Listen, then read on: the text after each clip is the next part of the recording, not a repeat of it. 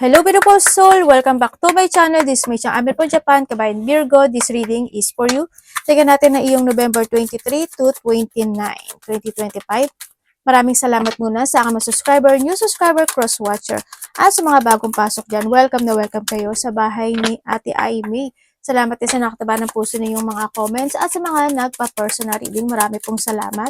Kung gusto niyo na energy niyo lang talaga ang gusto nyo makuha natin, all the details is in description below. Pakicheck na lang. General reading tayo Virgo, kunin mo lang sa'yo at itapon ang hindi naman sa'yo. Maaring vice versa, energy mo, energy ng person mo, energy ng malapit sa puso mo, nangyayari, or mangyayari pala. Use your own intuition, lawakan nyo ang iyong isipan, ano man ang gender mo, ano man ang edad mo. Lagi nyo tatandaan na wala sa baraha ang pagbabago ng buhay, kundi nasa inyo pa rin ang desisyon na ito, ha? Uy. Kayo pa rin ang makapagpababago nito.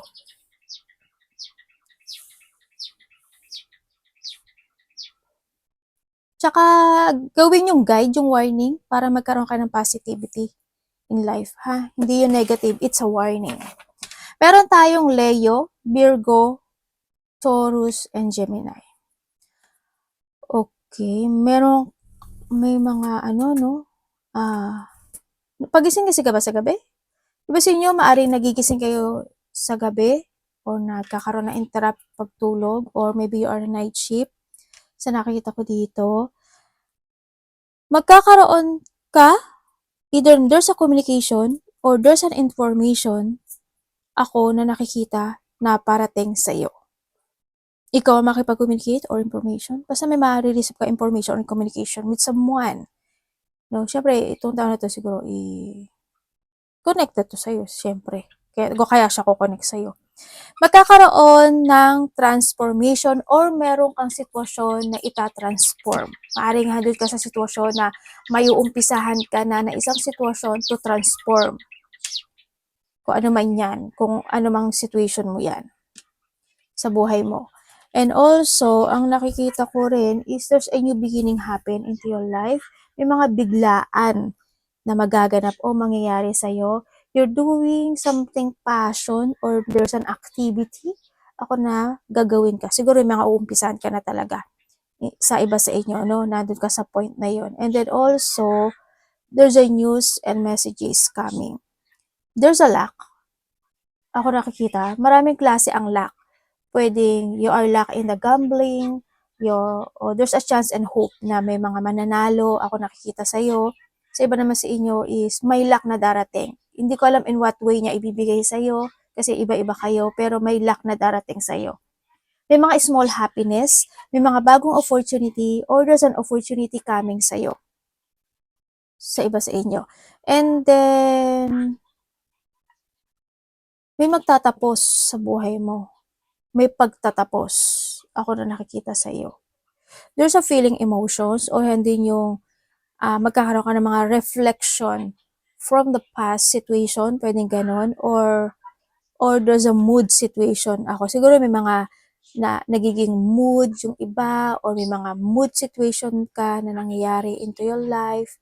Sa iba naman sa inyo, this is more on growth when it comes to your intuition or yung pakiramdam o yung instinct mo, mas more siyang magiging active this time kasi there's a transformation kasi na nagaganap sa'yo.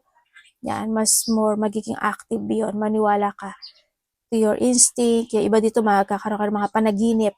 Yan, may mga mananaginip. There's a sadness, loneliness. Yung iba dito, there's an illness situation or may mga sakit or may sakit na talaga ako nakikita. Pero may sinasabi rin na pagtatapos na magaganap o mangyayari sa'yo. Yan. So, iba dito siguro, related to a work, profession, meron ka isa sitwasyon na you want to be stable or there's a shifting or may mga pagbabago or may mga babaguhin ka talaga. And tibay ng loob is coming and parang merong magsisettling down situation. Meron kang isang sitwasyon na you want to settling down. Yun ang nakikita ko sa iba sa inyo. Sa iba sa inyo is magkakaroon. May mga papuri, ano? Either may pupurihin ka or someone is may papuri ka na matatanggap. Vice versa tayo. Merong kang mga i-imaginein. Iba dito, there's an inspiration or may inspired ka or may inspiration situation ka na magaganap. Yun ang nakikita ko sa iyo. Energy niya. May loss ka. Parang there's a loss situation. Hindi naman lahat, sa iba lang. There's an end of situation din. May ending na magaganap sa'yo. Energy ni Virgo. May matatapos, may mag-i-end, may magbabago, may uumpisahan. Nakikita ko sa'yo eh.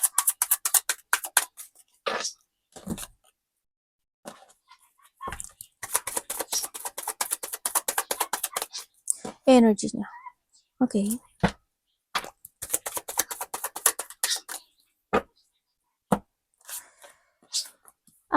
Okay. Energy mo, ang nakikita ko sa'yo, yung energy mo ha, meron kang biglaan na gagawin, parang ganun.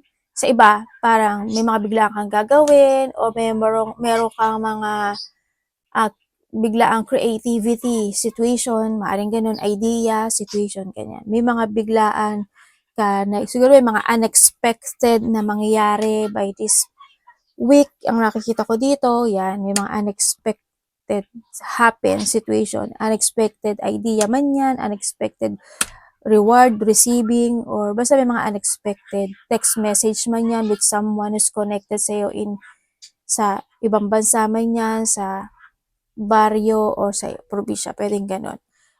May mga nakikita rin ako na may mga idea akong nakikita sa'yo, or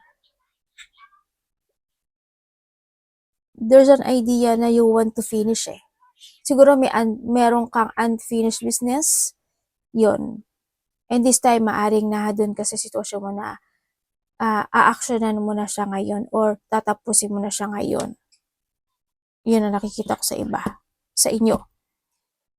May isang sitwasyon din sa'yo na parang magiging devoted ka doon sa bagay na yon. Kung ano wala yung sa'yo doon. Anong parating sa kanya? Actually, kung titinan ko dito, nagiging more on smart ka. Parang there's a smart situation happens sa'yo. Parang you are more on thinking about the truth or the fact situation. Nandun ka sa point na yun.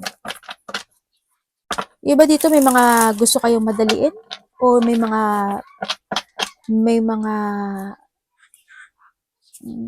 may isip ka na isang sitwasyon na gusto mong gawin o desisyonan. Iba dito, there's a quick decision making happen sa'yo. Parating sa kanya.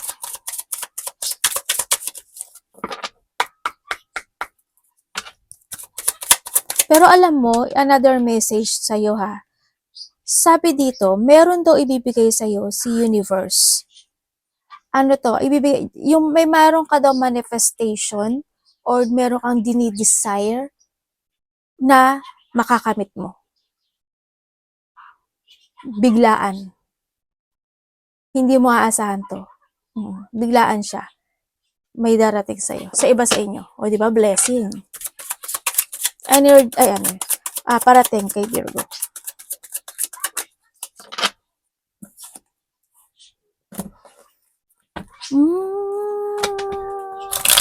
Okay.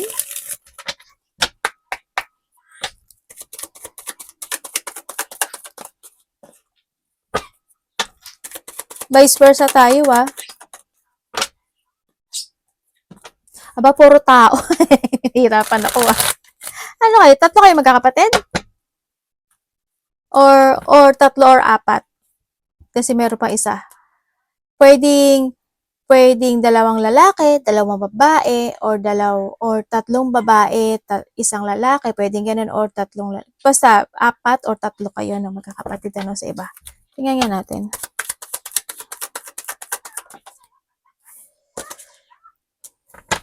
Puro 10-10 10? Ay, tatlo yung 10 mo. 10, 10, 10, 10, 10. May papasok sa yung pera. Or, sa iba sa inyo ay there's a valuable things ka na marireceive. Or sa iba is accomplishment or may, oo, may accomplishment ka. May kasaganaan na parating sa'yo. May kasaganaan. Okay, parating sa'yo. Parating sa'yo, may tao na magsisinungaling. Pwedeng ikaw ito or someone is magsisinungaling sa'yo. Yan. May taong magsisinungaling. May tao, pwedeng kasamahan mo sa trabaho, pwedeng ikaw or kapatid or sino man siya. Pwedeng kapamilya, no? May taong magsisinungaling, may tao na ako nakikita na parang siguro pabalang yung salita niya, ganyan, or being a rude. Kasi maraming klase yung pagiging rude, di ba? Pwedeng, basta maraming klase yung pagiging rude. Yan. Meron din tao na manipulative.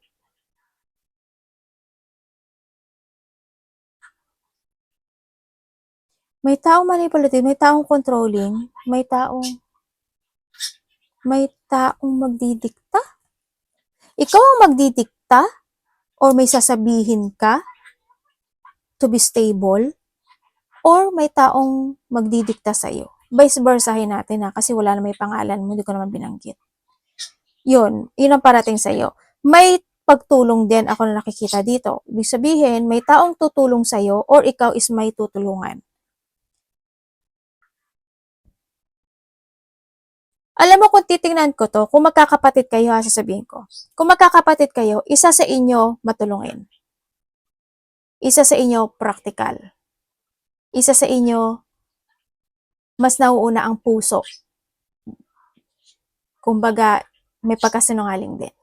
Or hindi siya sa sitwasyon na hindi siya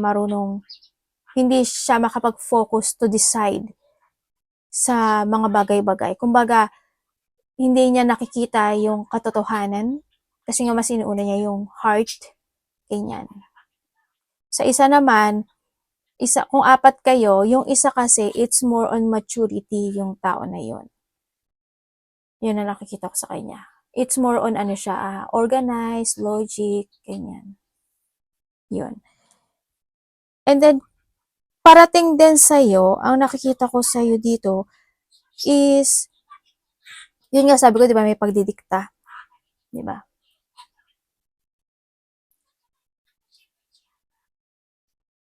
Meron ka daw isang bagay o sitwasyon na uumpisahan. Yun ang sabi. Itong umpisahan mo, ang nakikita ko kasi dito, maaring ginagawa mo na siya dati. And then this time, you're deciding or magkakaroon ka ng clarity to decide or this decision making to start again. Pwedeng ganun. Ako nakikita sa'yo.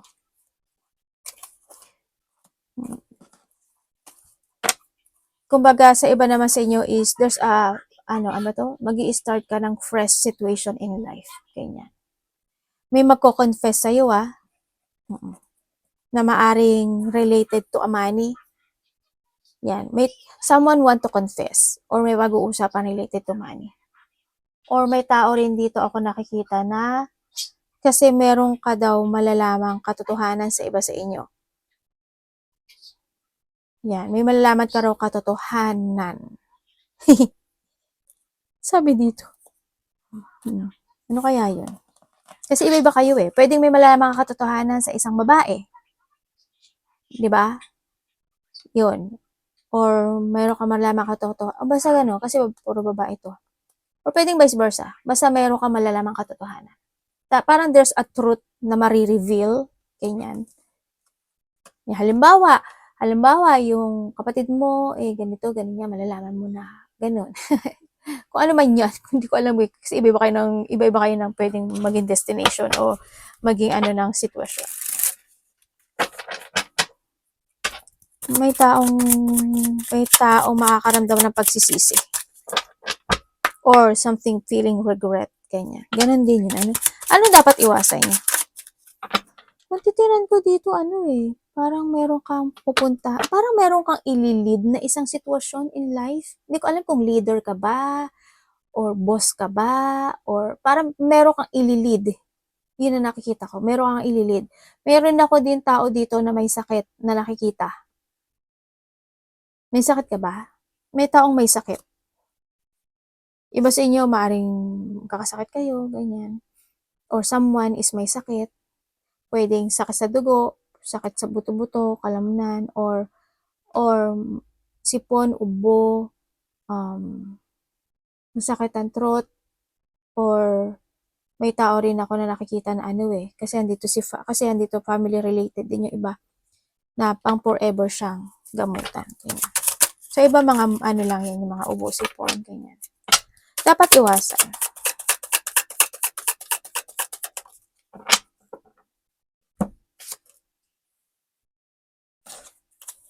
May aggressive person pala, no?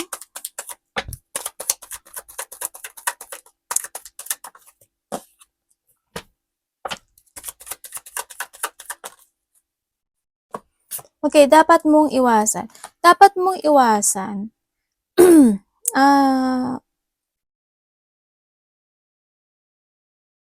iwasan mo na hindi ka mag-focus sa sarili mo. Virgo. No, kasi ang nakita ko to, you're not stable. Pwedeng sa health issue or pwedeng sa pera mo. Sa iba sa inyo. Iwasan mo mapanghinaan ka ng loob. Iwasan mo na hindi ka mag-trust sa vision mo or sa sarili mo, ganyan. Makinig ka rin sa payo ng iba or sa opinion ng iba. Alam ko naman na mapalakinig ka naman. Actually, you're the advisor nga no? And then, iwasan mo yung magkaroon ng mga insecurity in life or insecure in some aspect of your life o kanino man. Lack of independence and mag-focus to a failure situation.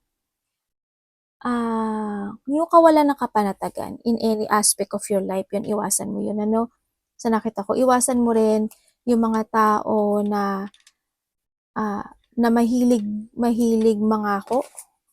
Yung mga tao na mahilig mangako, mga tao na mahilig mangako na hindi na palaging napapako or sa sarili mo, nangangako ka tapos napapako ka lang, ganyan.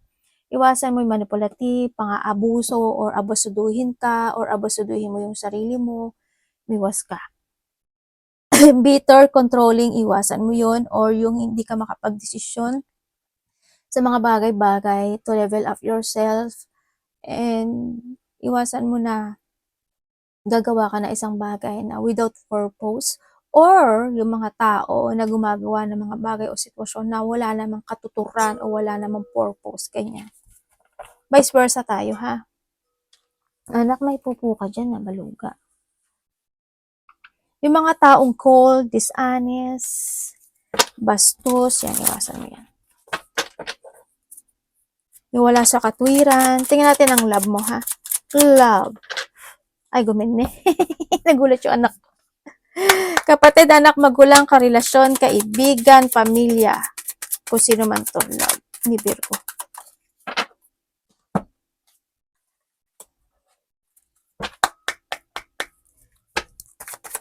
Meron ka daw meron kang reward or wish come true na makakamit.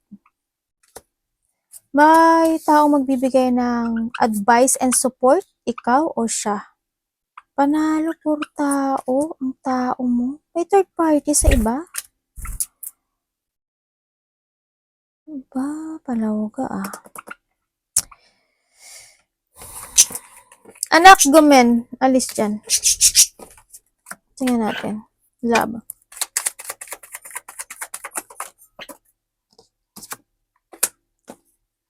Okay, when it comes sa love,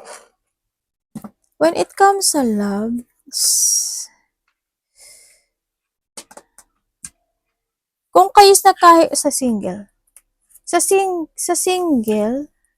may makilala ka mas matanda sa'yo.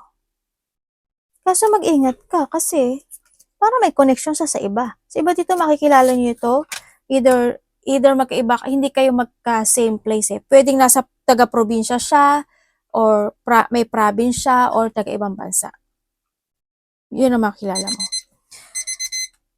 Sa magkakahiwalay,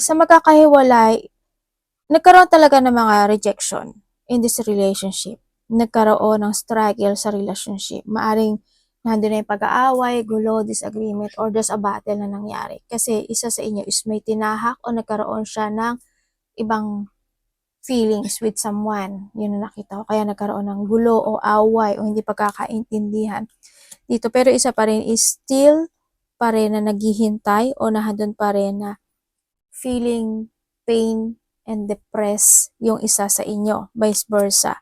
Nandun siya sa sitwasyon na feeling trapped, stuck itong tao na to, yun, and need niyang mag-heal, no? May taong, or maaari itong taong to naging cold sa'yo, no? Or ikaw ang naging cold sa kanya. Iba dito LDR eh. Okay, maaring yung karelasyon mo din, ano, medyo, ano kayo, parang either taga-probinsya siya, as in magkaiba. Hindi yung kapitbahay o yung kabaryo, hindi ganun. Sa iba, may distance, maaari nakakilala kayo in a distance. Na may distance pala. Baliktad pa yan, mali pa yung Tagalog ko. Okay, sa mga magkakarelasyon naman, kahit na yung siguro kung sa oras, medyo magulo kasi yung oras ng bawat isa, no? Siguro isa, maraming ginagawa, maraming struggle, o maraming ina-actionan, pwedeng ganun. Kaya ang nakikita ko dito is medyo may lungkot, or nagkakaroon ng mga dissatisfaction dito sa relationship. Siguro nandun yung point na nagkakaroon ng mga self-questioning, anong ginagawa niya, bakit ganun, busy ba siya, ganun, may mga ganun sitwasyon. Pero ang nakikita ko rin naman, sana hindi kayo mag-away o hindi magkaroon ng pagtatalo. Maaaring isa sa inyo is palaging nagkakaroon ng gulo, away, hindi pagkakaintindihan, pero they always say sorry, or hindi man siya mag-sorry sa'yo, pinaparamdam niya sa'yo na they feel sorry. Pwedeng ganun sa iba sa inyo. Akong nakikita dito. Isa sa inyo kasi may mga frustration na pinagdadaanan. Pwedeng ikaw or siya, ganyan. Or in this relationship, may mga frustration na pinagdadaanan. Sana hindi kayo mag-away. No? Kasi may nakikita ko medyo hindi ata kayo magkakaintindihan. Or hindi yung tawag dito, hindi organized yung mga oras nyo sa bawat isa. Yun ang nakikita ko. Pero isa is always waiting, parang naghihintay yung isa dito. Hindi ko maintindihan eh. Ikaw or siya may boundary sa relasyon. I don't know why. Pero either there's a boundary, or maari nga, pagdating dito siguro maari nga, isa is busy lang. Ganun. Kamusta po yung money ni Virgo?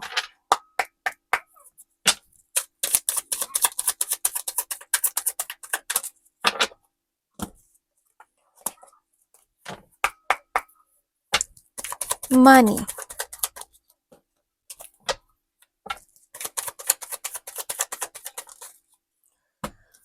Okay. Okay, pagdating sa money, ano ka talaga, ma-filter ka. Kumbaga, you want to see the fact bago mo siya gastusin, bago mo siya desisyonan, bago mo siya actionan, basta bago. Pagdating sa pera, kailangan makita mo, or makita mong tama ba, eto ba, ganun. Nandun ka sa point na yun.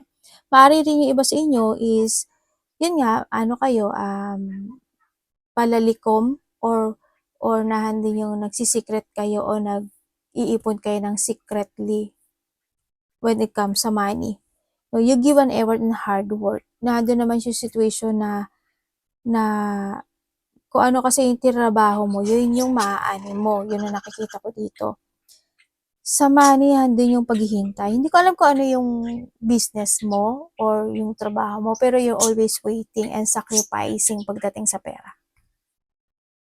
Yun. Ate, mag-growth ba siya? O, kasi matalino ka eh. Kung mag-growth to, yes, mag-growth to. Kasi you always trust your intuition. Tapos nandun ka sa point na talagang nilelet go mo yung kung alam mong mali, hindi mo gagawin. Hindi ka magdedesisyon. Ganyan. Nagiging more practical, and kumbaga yung parang nandun ka sa point na, yung sasalain mo kung alin yung, halimbawa, eto, same product, eto, mura, eto, mahal, pero same lang siya. Syempre, magiging ano ka na, ano yung pinagkaiba, pero same product siya, pipiliin mo yung mura. Kasi same lang naman siya. Nandun ka sa point na ano, you want to see the fact before kang mag-ano, talaga, desisyon pagdating sa pera. Kumbaga na dito ka rin sa point na you always have a new plan, strategy, and may mga bago kang pananaw sa kinabukasan or pananaw when it comes sa money. Ginagamit mo rin kasi yung wisdom o yung karunungan mo no, pagdating sa money. You always have a patient. Ganun. Nagiging mahaba yung pasensya mo pagdating sa pera. Advice.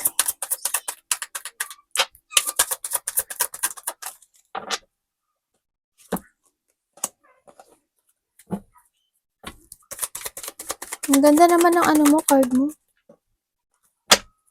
Ay, baluga. Ano ba yan, ate? Nahulog eh. Nahulog eh. Diba naman? Dahilan ni ate, palaging ano yun. No? Okay. Yung iba sa inyo, no? Parang yung mga inaalala ka. May mga pag-aalala ako nakikita sa'yo. May inaalala ka? Family? Pera? May pag-aalala? Trabaho? May pag-aalala ako nakikita. May mga iniilusyon, dream, yung pag-aalala. When it comes dito, ikaw or someone, a part of the family, kasama sa trabaho, pwedeng ikaw, may taong may lihim o may taong may sikreto. Yun na nakita ko dito. Okay, when it comes to advice. When it comes sa advice, may may kasaganaan ka. Wealth, prosperity, material success, happy, and kumbaga iba dito no, parang nag-aalala, may nag-aalala, ikaw or someone nag-aalala because of the luho, sinasabi, may luho na sinasabi kasi dito no. Siguro andun yung point na yung tao na yun maluho, pwedeng ganun. Ako nakikita dito, yun no. Maaaring may taong maluho. Yan. When it comes sa advice is, yun nga, gawin mo lang yan. Okay na may ginagawa mo mahigpit. Iba dito mahigpit kasi, no? Okay yon. And syempre, you need to release your worry o yung mga pag-aalala. Let go the anxiety, stress. Kung kailangan magtulog o nagkukulang ka ng tulog, magbawi ka by the next day. Ang sinasabi dito, huwag ka daw masyadong palaisip. And then, don't too much emotion. And be confident. No? And kailangan sa'yo kasi is peaceful. No? And kung may mga bagay na inaalala mo o you need to open up din. Sa mga taong trusted mo ha. Ganyan. Pagtitiwala sa sarili, yes. And then, may mga bagay kasi kailangan ng lakas ng loob. And be calm in any situation of life. Alam ko naman na kalma ka lang. Virgo kasi is very calm yan. Very calm kayong tingnan pero ang dami niyong iniisip. Spiritual, mentally, spiritually. You need to be calm. Pero hindi ko naman sinasabi na huwag kayong kumilos. No? Huwag lang mag-overthink. No? Finish the unfinished. And you need to protect or defend yourself if ever na alam mo na tama ka. May mga taong hindi ka gusto at may mga taong galit. Ako nakikita sa iyo. Yun. May trouble ka ba? May mga bago kang gagawin, may mga bagong plano ako nakikita sa iyo O may mga may mga joy ka na mararamdaman, happy gathering, collaboration, or may tao na magbibigay ng love and support sa iyo or someone's give you ng love and support, pwedeng ganun, vice versa. May mag-chill, pwedeng lalabas kayo, kain kayo, magkakaroon ng ayaan, or o kahit sa bahay lang, ganyan, o kayo lang, ganyan. Small lang siya, no? May mga isi-celebrate, parang ganun. Also, someone want to share something, o you want to share something sa isang tao, or siya sa'yo. Vice versa natin, ha? Arigatou namaste, God bless.